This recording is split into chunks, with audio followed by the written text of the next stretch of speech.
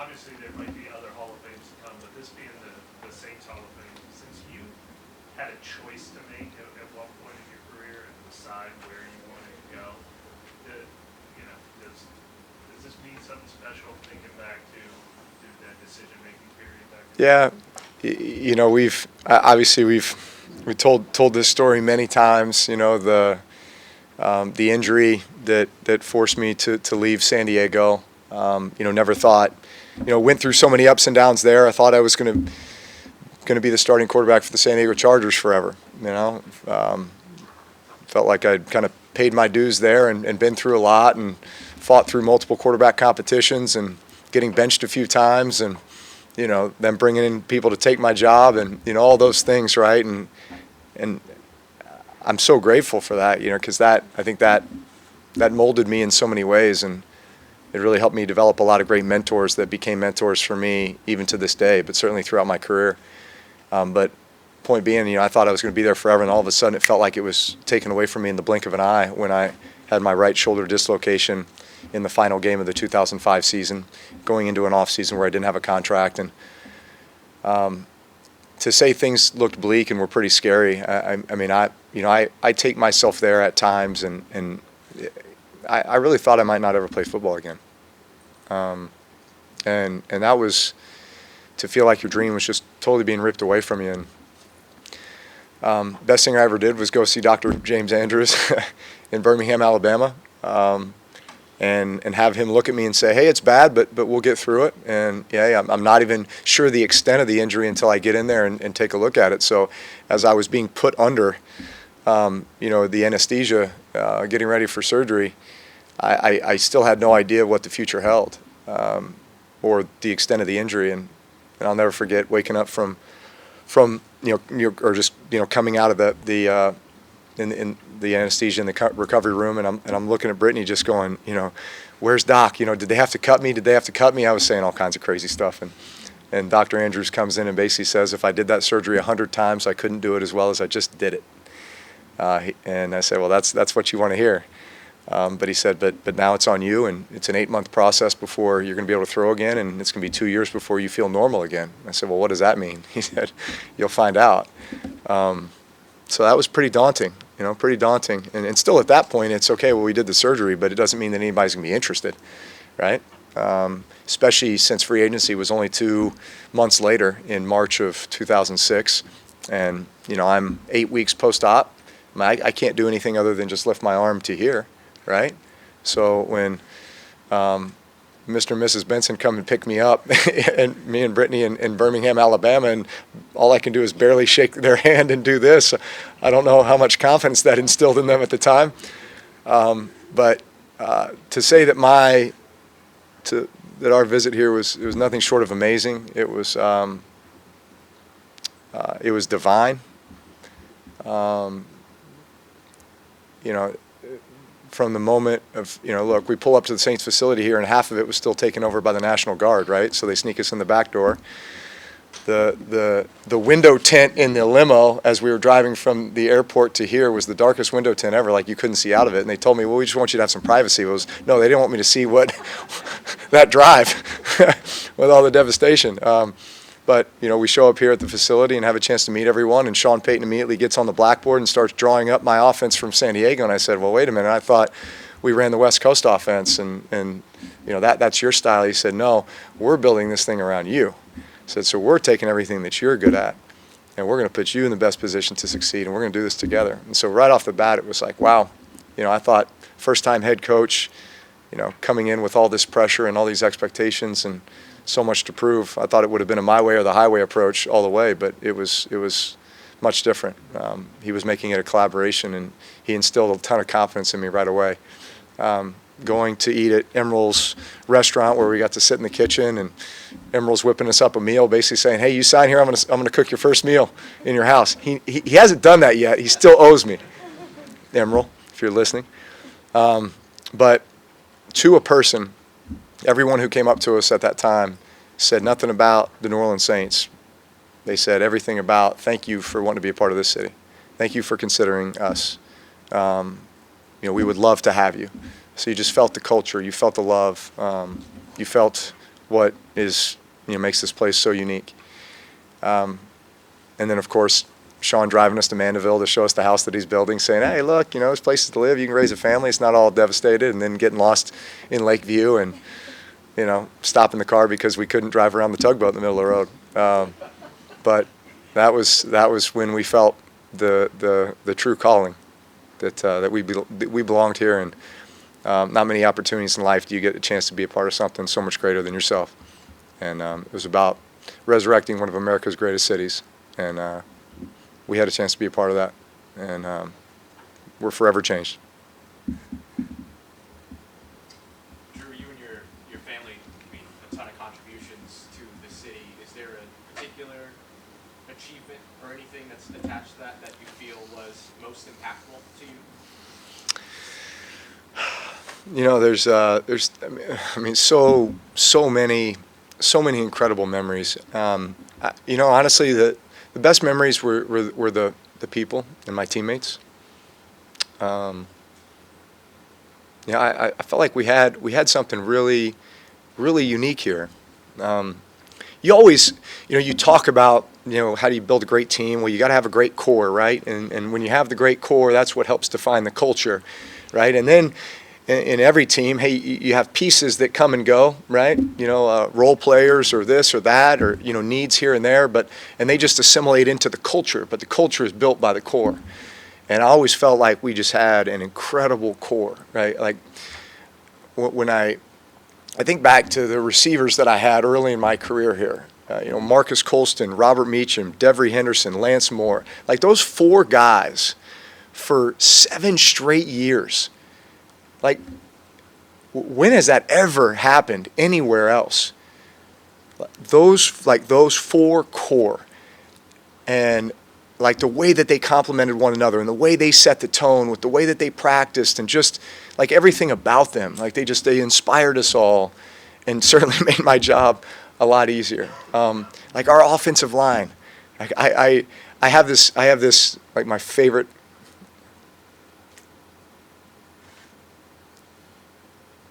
One of my favorite pictures in my office, besides that of my kids and my daughter and my wife, playing sports or what have you, is this picture of our O-line from the Super Bowl, right? And I'm just sitting there going down the line, and I'm like, man, Bushrod, Nix, Goody, Jari, Stinch, and then Streef as our jumbo tight end at the time.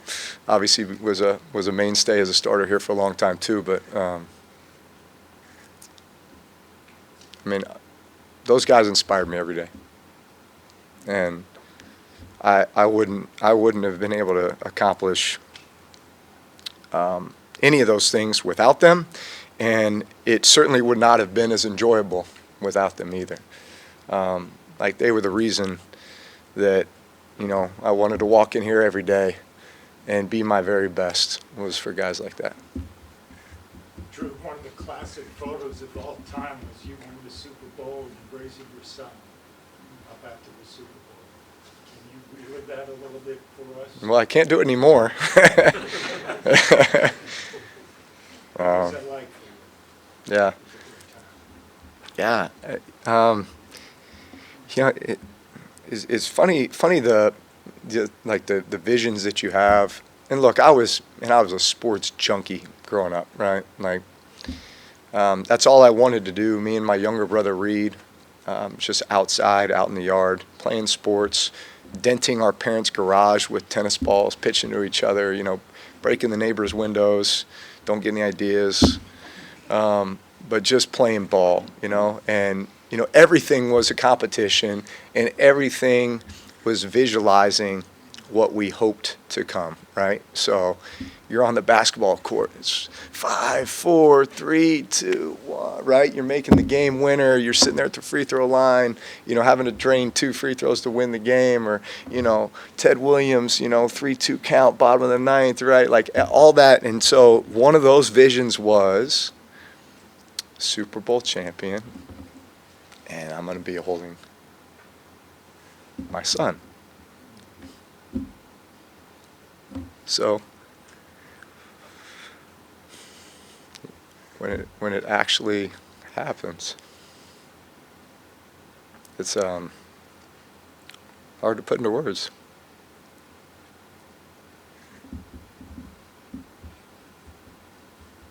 Congratulations. Could you maybe put how you regard it now as a unanimous, as soon as you're eligible, in the context of how you felt you may have been underestimated coming out of high school, coming out of college, coming out of surgery, and so forth, and kind of weave that together as what's the moral of that story and how you feel about it? Yeah, so I think I'm a product of not getting what I want. Okay, so what does that mean? Well, had you asked me what I wanted when I was in high school, and I was an athlete, I was playing football, basketball, baseball, like the order of the sports that, had you asked me, what was my favorite, I would have said baseball, basketball, football, right? So if you asked me what I aspired to be, I'm going to be the next Ted Williams, right? Like I'm going to go on and play college baseball, play in the pros, play baseball, right? Football was something I did because I love the game. I love to compete. But really it's because I lived in the state of Texas, and that's what we did. We played football. And it was a bit of a family tradition. So that, number one, never thought I'd be necessarily a professional football player. Number two, when it did come time to, hey, all of a sudden, I'm starting quarterback for the varsity, and we're going on and winning a state championship, and I'm having a chance to play in college, and I wanted to stay in the state of Texas, right? But nobody in the state of Texas wanted me, right? So my only two offers were Purdue and Kentucky. And I chose Purdue, honestly, because first off, I felt when somebody first told me I was being recruited by Purdue, I thought it was Ivy League. So I didn't even know Purdue was in the Big Ten. I didn't know where Purdue was. West Lafayette, Indiana, by the way, in the middle of the cornfields. I'll never forget my first visit to Purdue University in the middle of January. All I heard was how beautiful the campus was, red brick buildings. John Purdue owned a red bricking company, so the charter was that all the buildings on campus would be red brick. I show up and there's like 15 feet of snow on the ground. I can't even see these buildings, right? Can't even see my hand in front of my face, right? It's snowing so hard. So I'm sitting here going, what am I doing? I'm a Texas kid. I'm supposed to be playing baseball, and now I'm coming up here to the middle of the cornfields to play football. But I chose Purdue because of its academic reputation, because in my mind I was thinking I'm coming up here to get a great education. I'll go off in the business world and make a career out of that. I had success at Purdue University, expected to be a first-round pick, because I think in your mind, I think that's how you're kind of judging your own value, is the higher I get drafted, the better the better that people perceive me. At the end of the day, it's not about that. It's about ending up in the right place. And I fall to the second round, but I go to the San Diego Chargers. It was the best place I could have gone, because I had a chance to play behind Doug Flutie and play for Marty Schottenheimer. Two incredible influences on my career. I wouldn't be the player that I became without them. And then going through all the adversity that I went through there.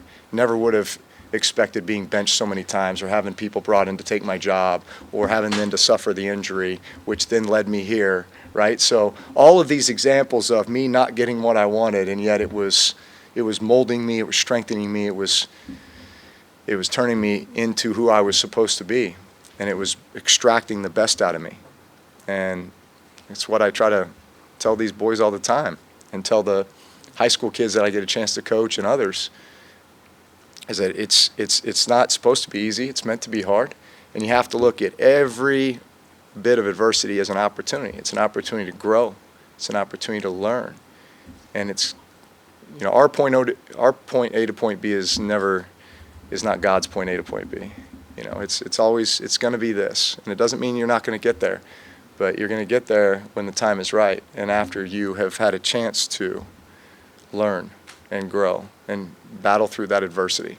I always worried about guys who showed up in this building here and hadn't faced some adversity. It usually ended up being a tough road, and usually they didn't make it. It was the guys, and I think it's why we hit on so many undrafted free agents throughout, our tenure here. The guys like Lance Moore and the Pierre Thomases and others that, they weren't drafted. They weren't highly recruited. They had to earn it every single day. They played with a chip on their shoulder. They never took it for granted, right?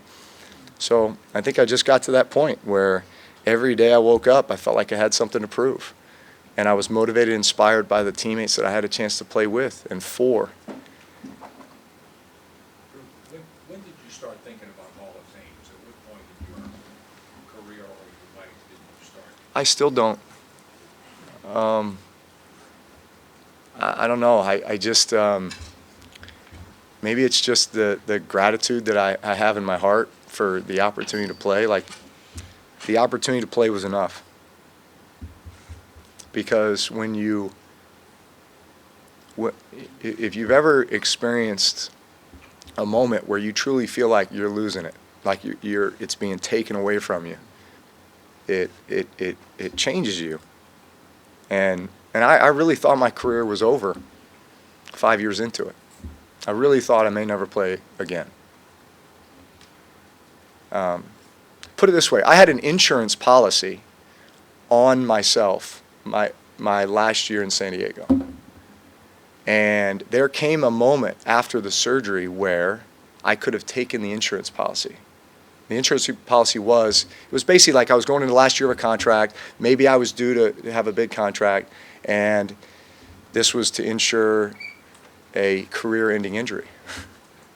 So here I was facing a career-ending injury. And if I never played again, I could collect the insurance policy. And it was a good insurance policy. But it was like, so the point being is, like, I really thought that my career was potentially over. And when that happens, and then all of a sudden you just get a second chance or another opportunity, you just have so much gratitude in your heart. And honestly, I feel like gratitude is your secret weapon. Like, it makes you approach every day just that much more appreciative, that much more focused, that much more intentional. So that was the greatest thing that ever could happen to me. Drew, you may or may not be aware, but your jersey is kind of officially retired here by the equipment staff. You and Archie Manning are the only two players. I mean, what does that mean to you that your legacy still kind of resonates here? And they say it's not just for your achievements on the field, but as much about how you treated them and everyone else in the building. Hopefully we can get like a New York Yankees thing going here, where we're 2, 3, 4, 5, 6, 7, all the way up, all the single digits. But look, again, I think we're all a product of who came before us and the opportunities that we're given and the people that believed in us, and that's who we're accountable to. I say that to young people all the time, and even athletes in the locker room here. It's like, what are you accountable to? Like, that's how you're gonna conduct your daily routine and your daily habits, and that's who you're gonna end up being. Like, who in your mind are you reporting to? Because if it's just yourself, then you're gonna let yourself down every time. But if it's because you have a strong faith, or if it's because you feel indebted and responsible to the organization who gave you an opportunity, or to the teammates who come in and just fight it out every day to help you, to help this team, right? I mean, I loved walking in the equipment room here and hanging out with Bum and Corey and the fellas, right? Or in the training room. Like, those are the best laughs ever. People talk about the barbershop, man. How about the training room? The training room is, and what makes that is the people. And at the end of the day, that's who you become accountable to. You want to win championships for them. You want to make them proud. You want to prove them right. Drew, you talked about your kids being New Orleanians now, and Brittany had a home in the community. Why was it important for you guys to be in New Orleans and to just like have a physical presence here? Well, certainly with everything the city had been through when we first got here, we felt like, from what we heard just talking to members of the community and everyone, was that there had just been so many unkept promises, to the community by whoever. And I think right away we wanted to show that we were members of this community and we were going to follow through with everything we said we would do.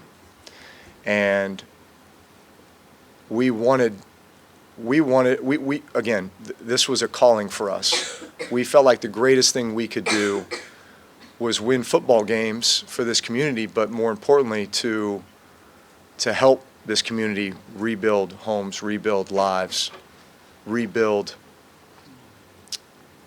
the culture. And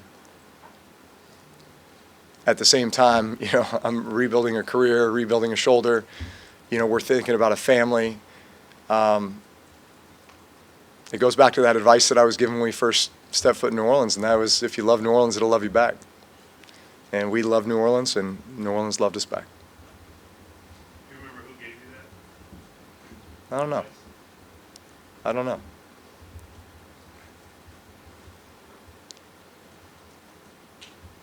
It's out there. It's in the universe.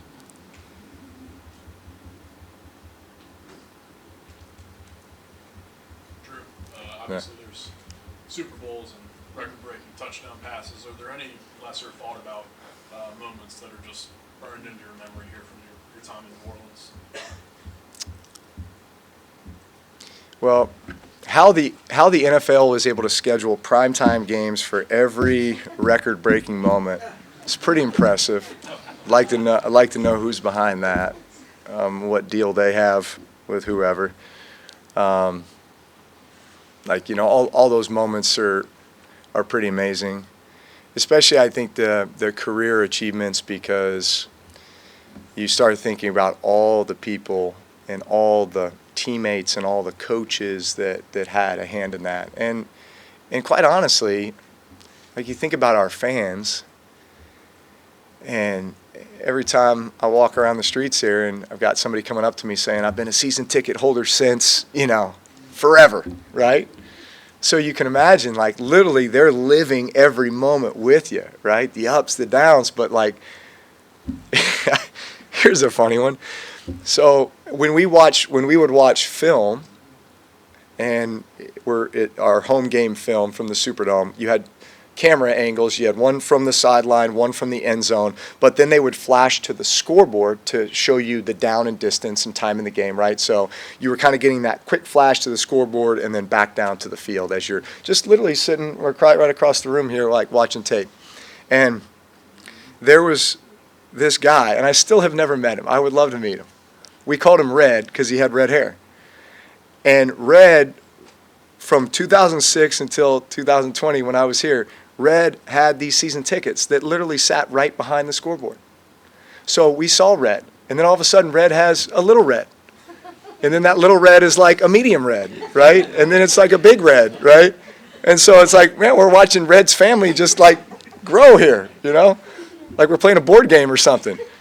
But like, that's just a perfect example of, like, those moments. And there was probably countless others in the stands where this became something that they shared with their loved ones, and their families and their kids grew up in it, and now we've got lifelong Saints fans.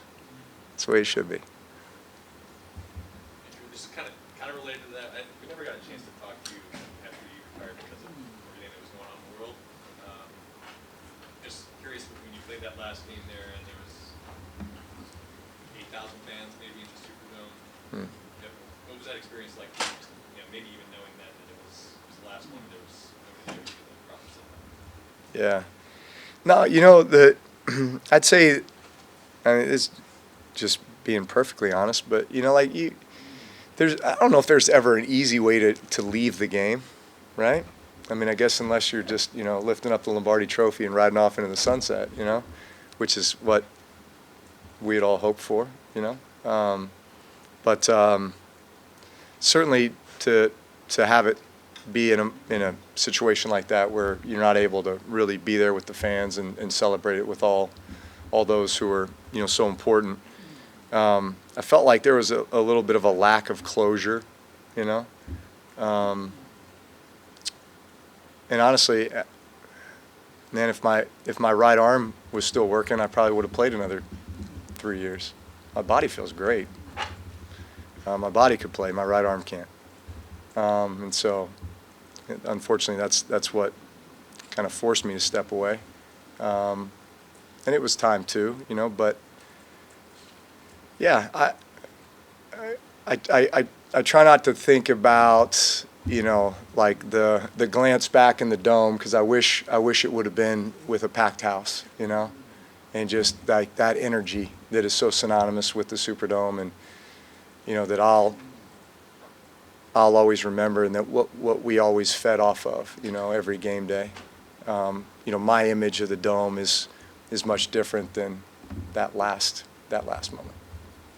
Drew, how seriously did you, there was talk about in 21 about potentially maybe coming back for a period of time. Like, how seriously did you consider that? Very serious. Very. I'll just leave it at that.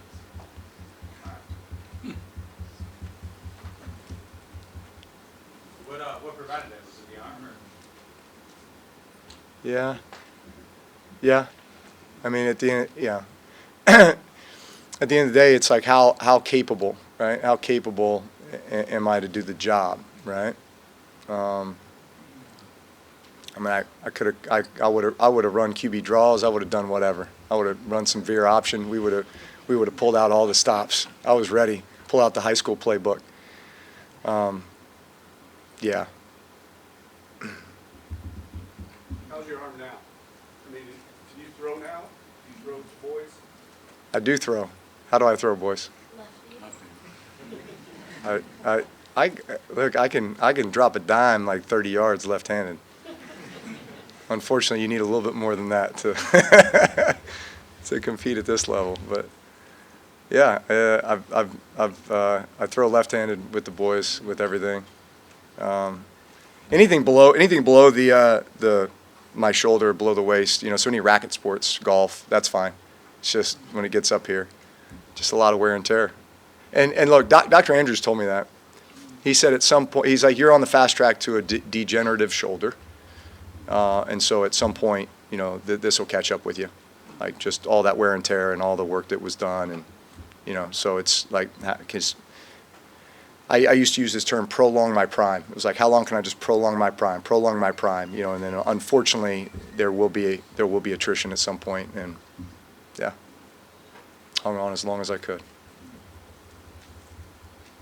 Drew, you've had a few opportunities to come back, obviously, as a broadcaster, and then these past couple of years on the sideline. And, what are those experiences like for you? And at what point will that start to feel kind of normal, or will it ever start to feel normal? Yeah, I mean, look, like this game, I mean, I equate it like this, right? Like I retired at 42 years old, and I had played high-level football for 28 years, right? Four high school, 4 college, 20 in the pros, right? So 2/3 of my life was dedicated to being the best football player I could be, best quarterback I could be. Like every decision you make is in and around like those parameters. And like my wife knows that, right? I mean, like every decision you make, family vacation, it's all predicated around, right? The training schedule, the recovery schedule, the practice schedule, the this, the that, right? So, all of a sudden in 1 second, it's there. It'll always be a part of my life. Like, and I have a passion for football. I still love the game. I love to coach the game. I love to watch the game. I love to analyze the game. Like, that'll never leave. And so then it's like, okay, well, where's the outlet, right? And every guy faces this, like. We got Jari in here coaching now, right? We got Josh Hill scouting now, right? So it's like it's always there, and you gotta like feed the flame somehow.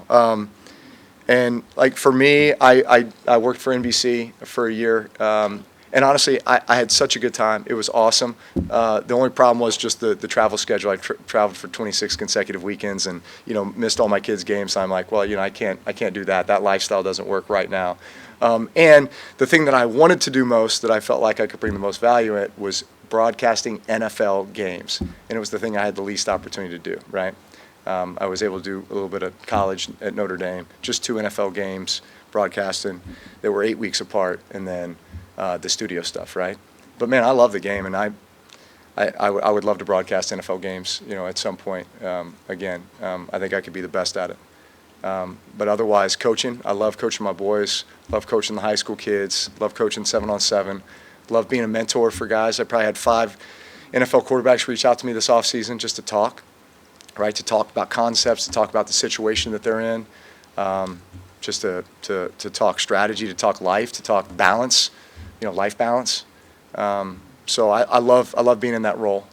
I love being in that role. And I hope that that's, I always want to be a resource for the next generation. I feel like that's part of our responsibility. We wouldn't be where we are without having those guys along the way.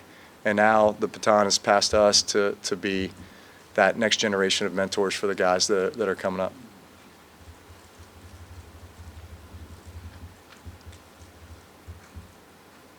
All good? Anybody else? All right. Thank you all.